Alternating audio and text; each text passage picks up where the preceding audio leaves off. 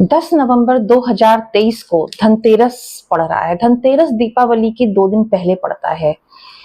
आपको मैं कुछ उपाय बता रही हूँ धनतेरस के दिन आपको क्या चीजें खरीदनी चाहिए और क्या चीजें नहीं खरीदनी चाहिए, ये आप ध्यान दीजिएगा। आपको देखिए 10 नवंबर धनतेरस वाले दिन सोना, चांदी, बर्तन ये सभी लोग खरीदते हैं। देखिए तो ठीक है, आप ये खरीदना चाहते हैं खरीदिए, लेकिन इसके अलावा कुछ चीजें ऐसी हैं जो कि बहुत कम पैसे में आती हैं, लेकिन इन चीजों से ज्यादा महत्व रखती हैं। वो मैं आपको उन चीजों के बारे में बता रही हूँ। इस दिन आप इन छोटी छोटी चीजों को खरीद लेंगे ना, तो माँ लक्ष्मी और धन के देवता कुबेर जी का आपको पूरा पूरा आशीर्वाद मिलेगा। आपको सबसे पहले तो क्या करना है, धनतेरस के दिन पान के 5 पत्ते लेने हैं, जो कि आपको लक्ष्मी माँ को अर्पण करने हैं। 5 पत्ते जो कि बिल्कुल साबुत हो, कोई भी कटे पिटे, कहीं से भी कोई छेद या खराब नहीं होना चाहिए, सही होना चाहिए। साबुत धनिया, साबुत धनिया आपको किचन अपनी रसोई में ही मिल जाएगी। आप लेकिन नई लेके आएंगे और नई आपको चढ़ानी है। आपको रखी हुई रसोई घर की रखी हुई आपको धनिया नहीं लेनी है। आप थोड़ी सी नई धनिया ले लीजिए, 10 रुपए की ले लीजिएगा साबुत, वो आपको चढ़ानी है। खील बताशे कुछ घरों में रखे होते हैं, वो चढ़ा देते हैं, ये गलती मत करिएगा।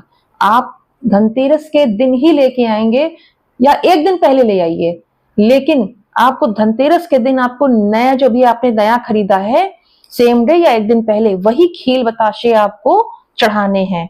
आपको नमक लेना है, 10 रुपए का एक पैकेट ले लीजिए नमक का, और नमक का पोछा भी लगवाना है। और नमक खरीदने से क्या होता है, सुख समृद्धि तो घर में आती ही आती है, और व्यक्ति के जीवन में जो आर्थिक समस्या है, जो आप आर्थिक समस्या से जूझ रहे हैं, आपकी इनकम को लेके परेशान, ये सारी चीजों में काफी आपको राहत मिलेगी, इसका असर पड़ता है। तो इसलिए आप ये नमक जरूर ले लीजिएगा।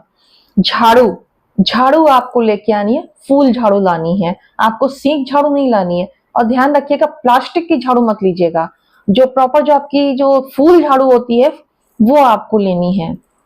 तो फूल झाड़ू के साथ साथ आपको लेना है लक्ष्मी जी के चरण, और लक्ष्मी जी के चरण जो है आपको 2 जोड़े लेने हैं। 2 जोड़े, एक आप लेंगे जो आपका मुख्य द्वार होगा, मुख्य द्वार के बाहर आप लगाएंगे और ऐसे लगाएंगे कि वो अंदर की तरफ, माता रानी अंदर की तरफ प्रवेश कर रही है, यानी कि आपके घर के अंदर एंटर कर रही हैं। आपको इस तरीके से अपने मुख्य द्वार पर माता रानी के चरण लगाने, एक जोड़ा जो चरण होगा वो आपको अपने पूजा स्थल पे रखने हैं।